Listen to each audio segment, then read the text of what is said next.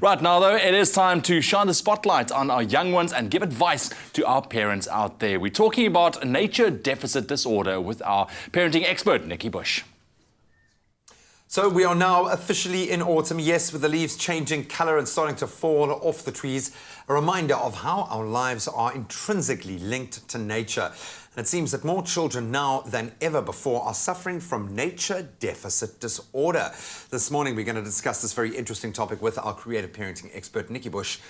Nature deficit disorder. I, on an intuitive level, understand it, but what is it officially before I kind of misdiagnose? What is nature deficit disorder? Well, Graham, we live in this world of technology, and children increasingly want to be indoors because that's where all the plug points are. Yeah. It's where their gadgets are, but it's where they can charge their gadgets. So the electrical outlet has become kind of the hub of the home. And children now need to be encouraged a lot more to go outdoors for the reason that they spend a lot of time indoors on a screen. We believe they're safe when they're inside because we know where they are. And let's face it, many people today are living in high-rise buildings in much, much smaller dwellings. They may not have gardens. That means we have to make extra effort to get our children out into nature. And certainly not take for granted what we do have. And in South Africa, we have got the great outdoors. So and isn't lucky. it great? And this question for me has implications for nature. We are creating a generation that we want to love and protect the world that we live in. So how does this question play out on a bigger scale? That's right. So how can we expect them to love and protect nature if they don't first fall in love with nature? And they can't fall in love with nature and learn to respect it and connect with it if they don't have opportunities to interact with it.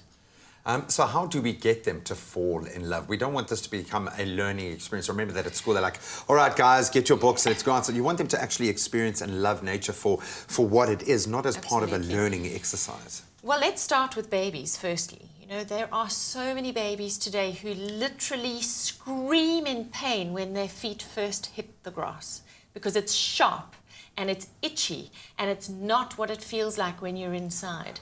So we need to get our kids actually interacting with nature from very early on. You know, dirt is good. Grass and leaves and mud and stones. It's tactile. It's tactile. Learning. So it's part of their whole sensory integration development is that they need to interact with different environments, different textures, different smells, different tastes. And if you live inside all the time, it becomes quite sterile. So get your children out from a young age and then also make a conscious effort to play games in the garden. If you happen to have a tree, please encourage kids to climb trees and even just touching the bark of a tree. It's very, very sensory. Everybody has a little copy in their local community. Yeah, for sure. We actually have nature on our doorstep, but we don't use it because we're so busy.